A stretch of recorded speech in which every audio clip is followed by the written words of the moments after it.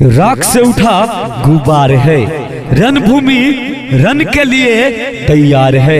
लड़ाई सत्य और झूठ की है, लड़ाई सत्य और झूठ की है। संघर्ष सेवा सहायता प्यार का है, आपको हमारा साथ देना इस बार है, आपको हमारा साथ देना इस बार है। जी हाँ मेरे प्यारे मतदाता साथियों, आप सभी बड़की चिलमी पंचायत वासियों को दीपावली एवं छठ पूजा की हार्दिक शुभकामनाएं। जी हाँ मेरे प्यारे मतदाता साथियों, इस बार भूले नहीं, रीता देवी को वार्ड नंबर 4 से वार्ड सदस्य बनाएं और घड़ा छाप क्रम संख्या 3 पर बटन दबाकर भारी मतों से विजयी बनाएं।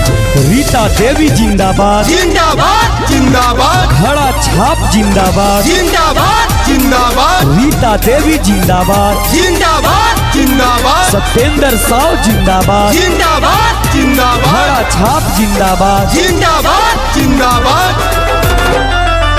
गली गली घूमी हम करी हाथ जोड़िया ध्यानवा दे देगे बहिनी।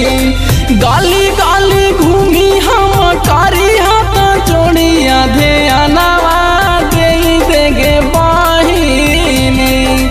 अपना रीता देवी के बड़ सदस्य बनाई देगे बहिनी।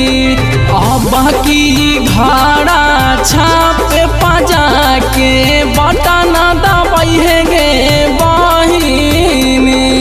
वार्ड संख्या 4 से इनके जिताई है ना बतिया भूलाई है गे बहिनी। अब की सतेंद्र साव के वार्ड सदस्य बनाई है गे बहिनी। वार्ड संख्या 4 से बाकी घड़ा छाप के जीतई है गे बहिनी। रीता देवी जिंदाबाद जिंदाबाद जिंदाबाद, घड़ा छाप जिंदाबाद जिंदाबाद जिंदाबाद, रीता देवी जिंदाबाद जिंदाबाद जिंदाबाद, सत्येंद्र साव जिंदाबाद जिंदाबाद जिंदाबाद, घड़ा छाप जिंदाबाद जिंदाबाद जिंदाबाद।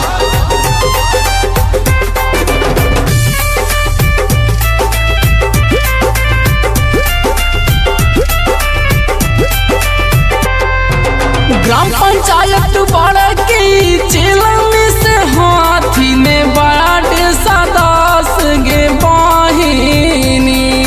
ग्राम पंचायत बड़की चिलमी से हाथी ने वार्ड सदस्य गे बहिनी। 4 नंबर वार्ड से घड़ा छाप बटन दबाई है गे बहिनी। अपना रीता देवी के वार्ड सदस्य बनाई है गे बहिनी।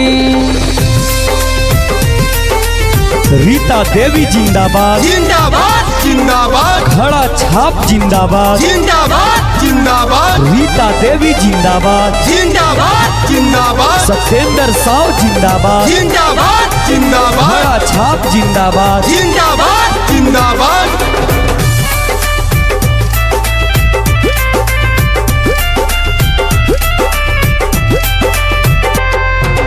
बाकी कहेला अभिषेक दोनों बतिया भूलाई है गे बहिनी।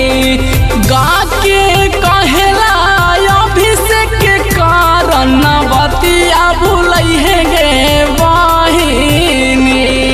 अब की रीता देवी के बड़ सदस्य बनाई है गे बहिनी। क्रम संख्या 3 घड़ा छाप बटन दबाई है गे